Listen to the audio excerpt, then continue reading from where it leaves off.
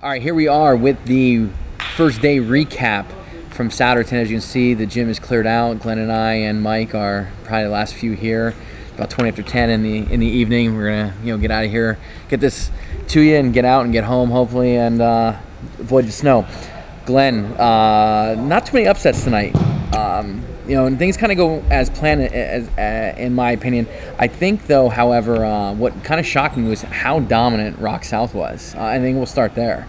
Yeah, I mean, if you look at these team scores right now, they are just about doubled up on everybody with an 81.5 point lead total. Springford in second with 45 points, and then there is a little drop off even there. 10 points J. Roberts behind them in third, and then Council Rock North in fourth, and behind them is Downingtown West and the Chamois. Council Rock South, I mean, Gianni Gilch's victory, I think, in the quarterfinals was big for them in terms of points. They did pick up some bonus points, obviously, throughout. But when you come here with the amount of wrestlers that they have, and you get wins in that first round and then advance guys to the semis, those are big points. And that's what they did. They pretty much performed as expected. Yeah, they pushed 8 into the semis. Springford followed with 5. O&J's got 3. I think Rock North has 2 in the semis. Downingtown West, I believe, has 3 in the semis. So there's some teams there with some that are the gap is gonna widen with Rock South, especially if they push a bunch of guys to the finals. But those other teams are gonna start to distance themselves from the rest of the pack. Surprises of tonight. Well, I mean, there's 2 in these upper weights, that we have to talk about. Obviously, Ugla from Downingtown East right now is absolutely on fire. We'll take a quick look at that. And also up at 220 pounds, I mean, we have kind of an unknown freshman from Marple Newtown right now. Came in with a 16-5 record. Bill Brasco. Not to be confused with Bill Brasky, for those that get that reference. So Brasco's already taken out Tony Ellis. He then followed that up with a quarterfinal win over Davis Lee from Pennsbury. And right now he's our first real bracket buster. I mean, if you talk to Downingtown East coaches, I mean, especially Joe, he'll say, they expected him to be there. But Brasco right now is our bracket buster. So, Glenn, he's got Hunter Kaka in the semis. Does he need to be? Does Hunter Kaka need to be put on upset alert? I don't think so. Hunter Kaka looks dominant, and he also looks like he's building some momentum as well. I don't think he's where he wants to be, heading to Hershey. But another couple good matches for him. Obviously, a final matchup with either DeSanto or Paul Pelham can kind of set him up for a little run up at Hershey. So I think Kaka's where he needs to be in that weight class. Let's jump down here to 106. And look at Findora right there in the semifinals that start up top here with Hauserman versus Findora. I think, we kind of had Findora getting into this, top 6 group. I was real impressed with Findora today, the way he wrestled. He took care of Milkowicz from Upper Perk seamlessly, and then we had a tough matchup with Colin Higgins. I know it was a guy Glenn was big on, and he just wrestled well. He out-wrestled Higgins. And what he did was he kept off he stamped the mat as much as possible. Higgins tough on top. Higgins was in a real tough match with Sean Marion from the Chamois in the first round, and he was down 2-0 going in the third period and turned him for a full set and win 3-2. So his strength was on the mat, and Findora did a good job of staying away from that, got on his attacks and got to the legs and was able to take him down almost at will. And and even in third period when Higgins took top, there was a few times where he was put close to danger. And Higgins almost got a cradle there at one point. Had an up the bucket there type maneuver, looking for a tilt in the bar, and he just couldn't get it. But Higgins will come back around. I don't think we have any question there. I think Hauserman advances tomorrow to get into the finals, and then we do have an interesting matchup with Kyle Waterman and Keno Manuel. But I do have to say something. Waterman just really, really dominated Maldonado. We know how good Maldonado is. Yes. So I'm saying that between Hauserman and Waterman, there's a big drop off. And I know Manuel is going to give everything he can to Waterman, but Waterman is ready to get into this final and wrestle Hauserman. So that's what you're going to see in that final, I believe. And the wrestlebacks are going to be wide open. Yeah. I would go over to two 113 pounds, and kind of no surprise here. I think top 4 seeds all advance to semis. We got Max Mendez. I shouldn't say top 4 seeds. Nate Lucier did beat Nate Shippey from Interborough in the quarterfinals. Lucier, however, was runner-up to McMonagle last week, and one of the top guys in our region all year. So the semifinal top half, Mendez versus Lucier. I got Mendez winning that one, and then you got Reynolds and McMonagle, which I believe it's a match they've already wrestled with McMonagle winning, and I'm gonna take McMonagle again. Yeah, and you've been on McMonagle, and after watching what I saw tonight, 113 pounds, I would agree with you that Max Mendez and McMonagle are headed for a showdown, unless Reynolds wrestles like he did tonight. He got that fall in the first match of the night, and then he did his job and got into the semis with an ultimate tiebreaker win, 7-4 over Miller from Quakertown. Miller gave him everything he had. I mean, that was a great match, and so maybe Reynolds is going to be coming in a little bit more hungry than he would normally in a semifinal match. And Nathan Lucier looks on fire. Yeah, he wrestled really well tonight as well. I mean, he outscored his opponents tonight, 16-1 with his 2 wins, and he's cruising along. But he's going to have to wrestle back after he gets to Mendez, and again, another wrestle back that you just can't even predict at this point. Yeah. So rolling over to 120 pounds, and we have maybe one of the biggest surprises of the night. It wasn't necessarily an upset, but a big surprise, and it came in that quarterfinal match where you had Killian Delaney, returning state runner-up, and Luke Lucerne from Council Rock North. And kind of like on a counter to Lucerne's shot, Delaney got his side and near side cradle and pinned him. 33 seconds, I believe. Well, I mean, and the place kind of erupted like it was an upset, but I mean, it really wasn't an upset. I mean, you have the state runner up there wrestling another state place winner, and Luke Lucerne from Council Rock North. I mean, it was a bit of a shocker. Lucerne actually looked really focused earlier in his match against Quinn Tobin, winning 5-1. I mean, that was a great first round matchup. Very workmanlike. Yeah, one of the best matchups early in this tournament. And TJ England's coming in, and he's going to face Delaney, and Delaney's on a mission. Clearly, I mean, he kind of set the tone for the weight class, and as a state runner-up should when you come back to regionals, you got to set the tone in the weight class and let everybody know it's going through me. And if you drop down below here, I mean, Corey Cope's on fire as well. He got a win over David Forrest, 7-0. I think you're probably shocked with that score, but we did talk about Forrest. Maybe it's his time next year. But Corey Cope right now, kind of little redemption. Then pinned Hollingsworth. And he's got his hands full now with Shane Hansen Ashworth.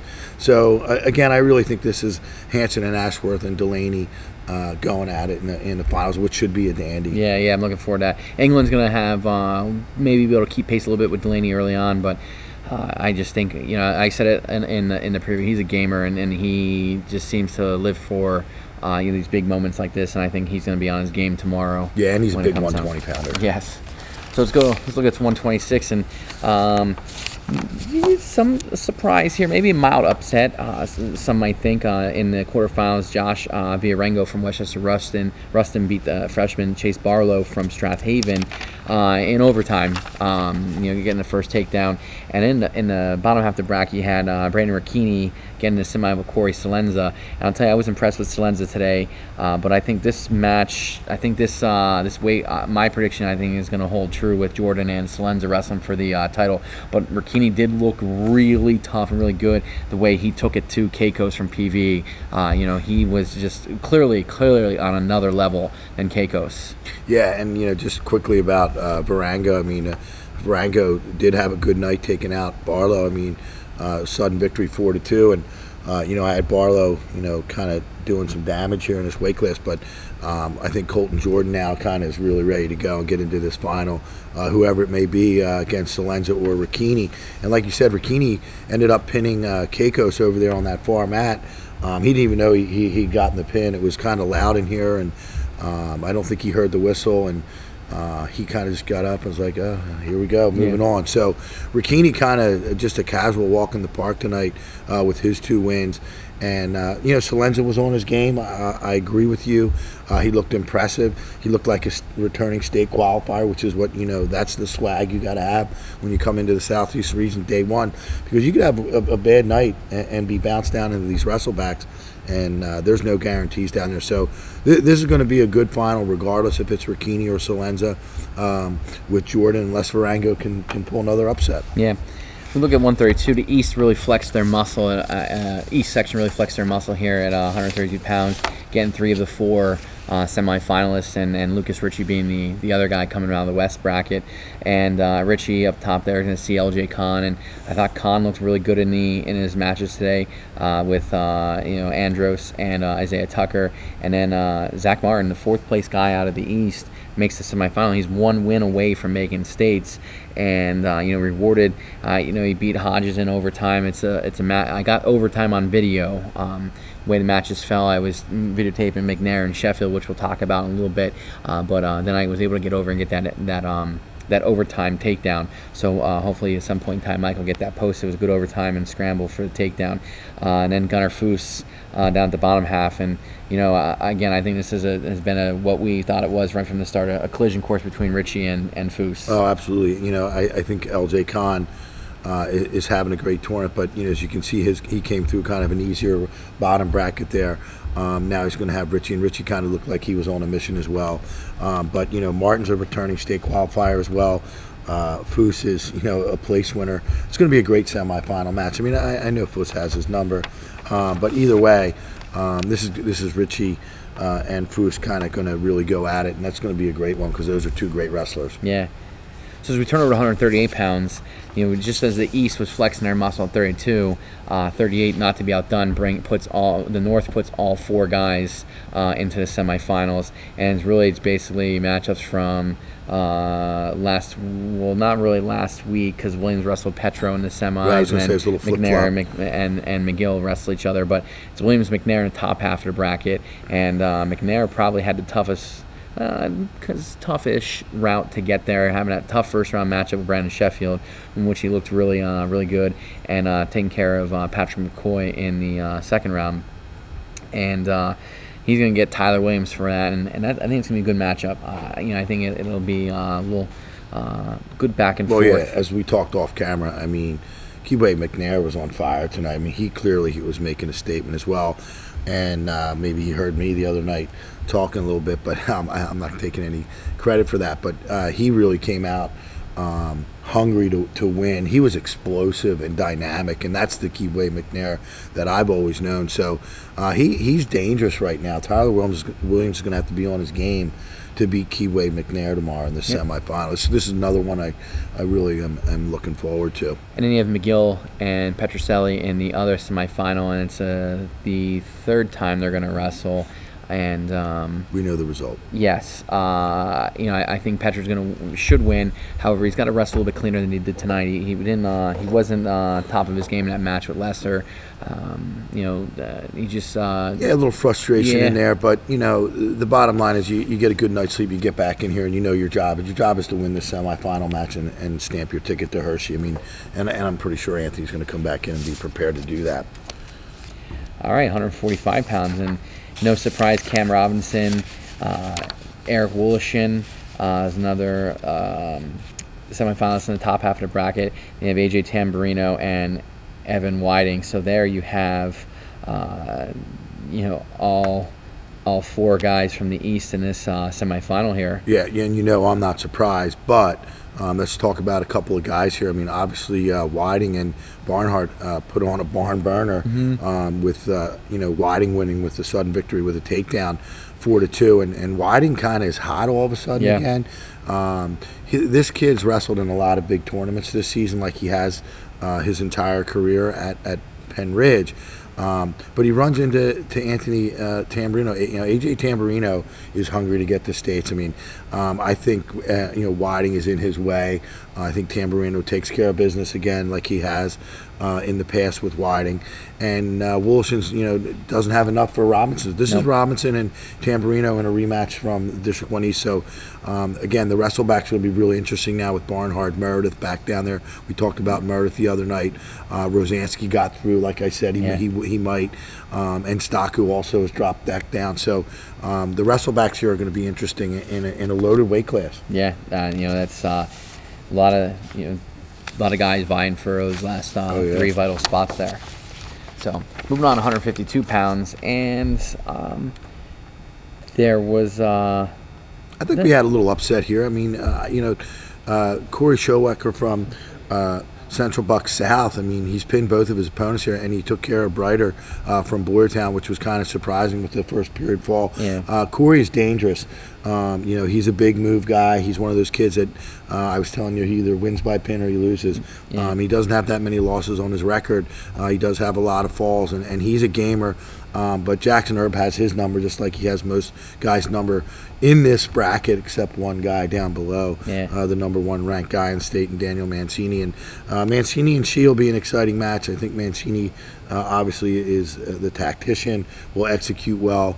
He knows what's at stake, and I think that's the difference between Herb and Mancini right now. They know what's at stake. They need to get through this match and get tangled with each other for a potential state medal berth for those guys. They could see each other again. Yeah, I agree. I think it's Mancini and Herb that are going to get through these semifinals and wrestle each other tomorrow evening.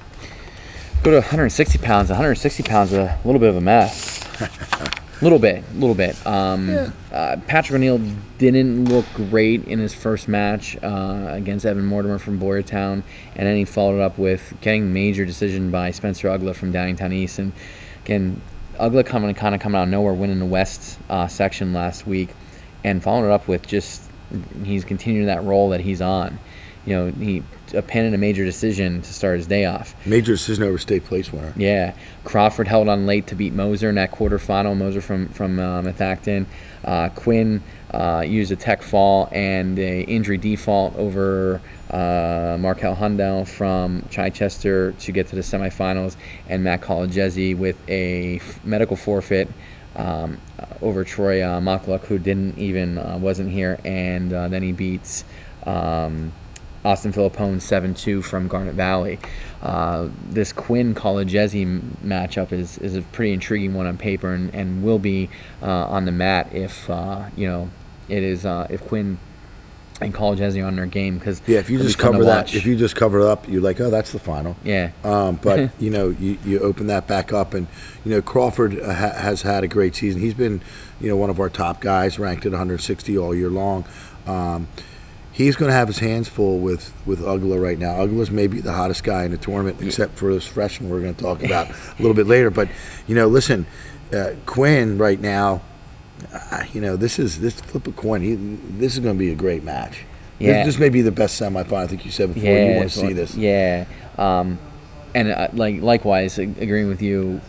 Normally, I'd say, hey, Crawford's got this one wrapped up, but Ugla is just he's a man possessed and wrestling really well. So it's not something that can be you just look at paper and make that decision. This is one where it might be might be a fun one to watch on the mat too. Yeah, and Ugla's got to get a good night's sleep and come back here with the same mentality, because I've seen that happen to kids. I'm not saying it's going to happen to him, but kids got to remember that it's a whole new different tournament tomorrow. I mean, the kids in the bracket down below, that's a brand new tournament for them. 170 pounds. Who are these guys with the mullets? Maximus Hale. Yeah, Max. We got to talk about Max Hale. Max Hale was motivated by our discussion the other night. He did not want to be outdone by the North Penn guys. Exactly. So North Penn, most of the guys, got some mullets going with a little bit, some tracks going, and Max Hale, not to be outdone, shows up, and he's like, didn't have school today. We were canceled with snow, and I watched the broadcast, and I figured I've been growing the mullet since May, and I want to make sure it looked right. And so he goes, I went out and had it trimmed up, so I was looking on top of my game. He went out and got an ugly trim on that mullet. Exactly, yeah. So I really appreciate that. Pretty cool, having that interaction. And he looked every bit of the #1 guy in the region tonight, and he was dominant. Yeah, he's workmanlike too. Yep. I mean, and really classy kid too. You know, even going out of bounds. I mean, he wrestles, you know, to the whistle and out of bounds, but always kind of classy but hard nosed, and I really like that. And he has a really good attitude towards the sport. And you know, obviously Chase Smith is there. He got to the semis, and you know, he was in danger early against Stamen. Like I said, watch out for Stamen. And Smith ended up in a really funky. It was almost a leg cradle to start, and I don't know really how it finished. It kind of, he really didn't move a whole lot, and just kind of pressured down on Stamen and got the fall.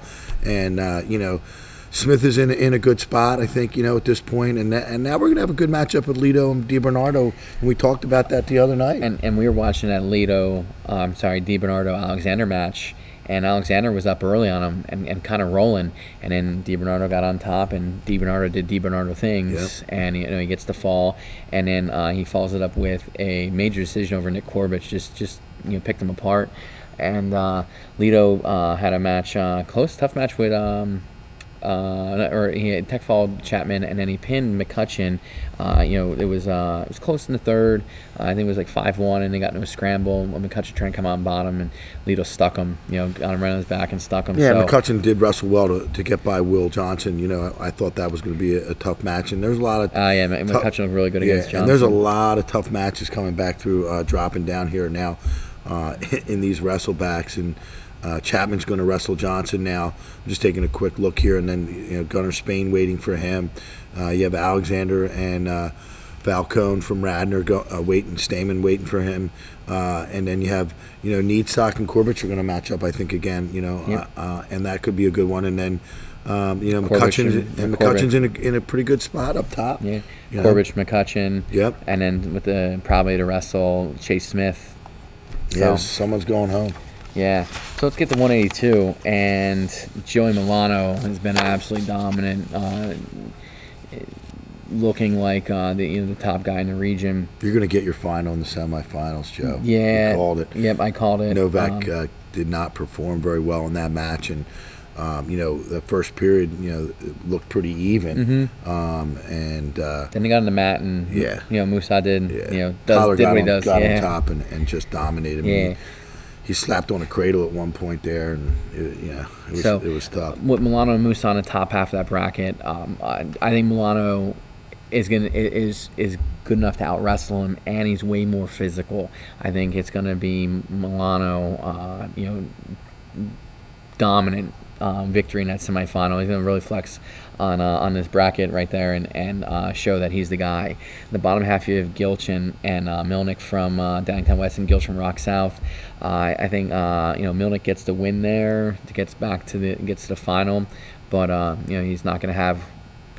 Yeah, Milnick's cruising along right now. I mean, he looked like all business tonight. Very stoic on the mat. I like the way he wrestles. You know, Gianni Gilch tonight had a great night. I mean, he caught Keller with that cradle over there on that far mat again. It was a busy hot mat over there. It was. And you know, Gilch kind of, I think we talked about it a little bit earlier, that, you know, Gilch got that pin and kind of really sparked some points for Council Rock South up top, because, you know, they're out of guys after him. Yeah. And he stamped some bonus on it. On to 195, and this is you know, these upper weight classes were exciting tonight. I mean, yeah, they were. You know, the 220 and then the heavies. And here at 195, it's pretty much like you had called, you know, Sealy's moving towards the finals.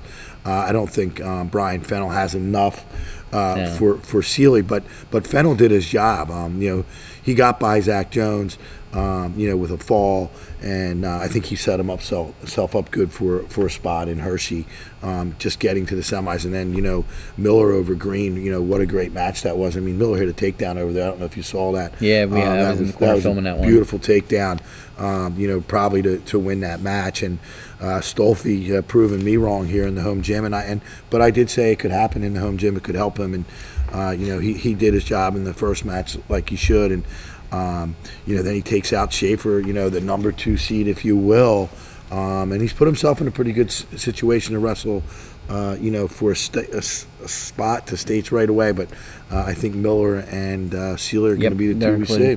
Stolfi did himself a huge favor by winning that match, getting to the semis. It's going to keep him away from Green and Schaefer. Green Right, from 'cause he's gonna Penridge flip and up, Schaefer. right? Yeah, he's going to stay down. Oh, right, he comes straight in. He stays straight down, so he's really got himself a nice path if he continues to wrestle well like he did tonight. Yeah, you're so right. like that match was one of those key quarterfinal matches where you had to win, knowing you're probably going to lose in that semifinal, but it's going to be the best road back for you. So Stolfi did himself a huge favor by doing that. Now, like I said, Schaefer heads up to that top half with Logan Green, and those two are going to have to duke it out to wrestle the loser of Seeley and Fennel. So it's going to be be interesting, and we're going to see it all happen on the mat tomorrow. 182 pounds. Can't wait to talk about our boy Bill Brosco. 220. Fun name. Cool wrestler's name. Brosco sounds tough. He's got Hunter Kaka in the finals or semifinals for that matter. Hunter Kaka again looked like Hunter Kaka of last year. Did he wrestle the toughest competition today? No, but he still looked pretty good. But this Brosco kid, he takes out Tony Ellis, as we talked about, and then he follows it up with beating major decisioning Davis Lee in overtime, 12-4. Yeah. In tiebreaker 1. How does that even happen? Because he escaped, and then Lee came at him. I saw it from across the gym. There were a couple injury timeouts. A couple injury timeouts. I don't know what was going on. And he chucked him, and then he caught him for 5, and then he got out. Lee got out, and then he chucked him again, and a takedown. It was just like feet up in the air, like it seemed like left and right there. And this Brosco kid, he's put together for a freshman. He reminds me a little bit of like Colton Deary last year. Right, and Kaka's going to win that match, but Brosco's done this. He's put Davis Lee and Shivek down below, and that's where those guys will stay. Those finals loser from DeSanto and Pelham, they'll all go into that bracket down below, which really opens up the door for Logan Flynn up top. From Hapro Horsham. So, we're going to see that wrestle out down below. And there's some guys that we had, getting to states, all in the consolations right now. And like you said, DeSanto's kind of sitting pretty too, because he did himself a favor by getting into that semifinal match. And as we were talking, he looks pretty good. He looks a little more offensive right now than Pelham. Yeah. And I wouldn't be surprised. This is a kid that went to states last year. We could see it. But Pelham still has some good mechanics and a good basic foundation for a 220-pounder. It's not like he's going to go out and roll over. So that'll be a very interesting matchup, another semifinal. And, we're going to be here probably late tomorrow night because of the potential weather. But you're going to want to stick around for this 220-pound bracket. Yeah, the Pelham DeSanto. Pelham squeaked by Logan Flynn in the quarterfinals and just didn't really open up, whereas DeSanto was on the attack, it seemed, for that entire match. And holding true to what I said the other night, that Plymouth White Marsh staff, they wear their emotions on their sleeves, and they're up and they're in every match with their guys, and it's they were pumped, just as pumped as Paulo was. Yeah, Paulo trimmed up his mullet. He cleaned up his mullet. He cleaned his mullet. Yeah. He's not going to win the award this weekend. No, he's not. No, he's too much business in the front. Yeah, way too clean. So let's wrap this up, Glenn. Here now, we're going to talk about the big guys, and this weight class kind of got blown up here a little bit, especially in the top half of the bracket. Oh, big time up top. The guy you were really high on was Kluin, and Deary went out and hit him in a dump, put him in his back, and pinned him. In first period. Yeah, and you know what? Deary picked up a lot of momentum with that win, and I wouldn't want to be in his way right now. Deary wins it. Yeah, from here, he's a regional champ. He's going to, take care of business tomorrow in the semifinals for sure. Bramwell and Blevins is an interesting matchup. Blevins is on a little bit of a mission. He did his job tonight. So that's a very good semifinal down below. But Deary may be in the driver's seat right now. Like you said, that was kind of a little bit of a turn of events, with that. But, I'm kind of interested to see how, Kluin, gets himself together and comes back in the wrestlebacks, because that's the kind of thing that can really, set you back. And now it's a long day for him tomorrow in the wrestlebacks. But, we'll see. I think he's still got a pretty clean path down below. And Colin Watson, the third place guy out of the West, he knocks off Mark Thompson, guy that I'm still high on. I think has a chance to get out. But Watson, found a way to beat him, and then he follows it up with a win over Sean Brogan from Springford. Yeah, Thompson's got to win 3 in a row. Yeah. It's going to be a tough road for him. Yeah, so I say we see Deary and Bramwell in the final, and Deary winning it. It's an all-Central League final there. Yeah, well, I've shifted to Blevins' side. How quick he got off Kluin and onto Blevins. Yeah, you got it when you're supporting the big men. You got to know who to side with. But just a great night of wrestling, and I expect some fireworks tomorrow in these semifinals. I'm looking forward to it. So wrestling gets started at 10:30 tomorrow morning, and semifinals are predicting to start at noon. A little bit late start with the weather and everything. So yeah, we are going to keep our schedule for the evening as close to possible with a 6 p.m. final start, 5:30 Hall of Fame ceremony. So they're going to try and stick to the schedule on top, just move things up, because we usually have that hour and a half break solid in between the last consolation match and the final. So it should work out here at Souderton. Yeah, I'm looking forward to the semis are going to be pretty entertaining. We're going to do our best to record as much as possible so that you have them at some point in time to watch. And of course, we'll be going on for the finals. Good night, everyone. All right, take care. Thanks.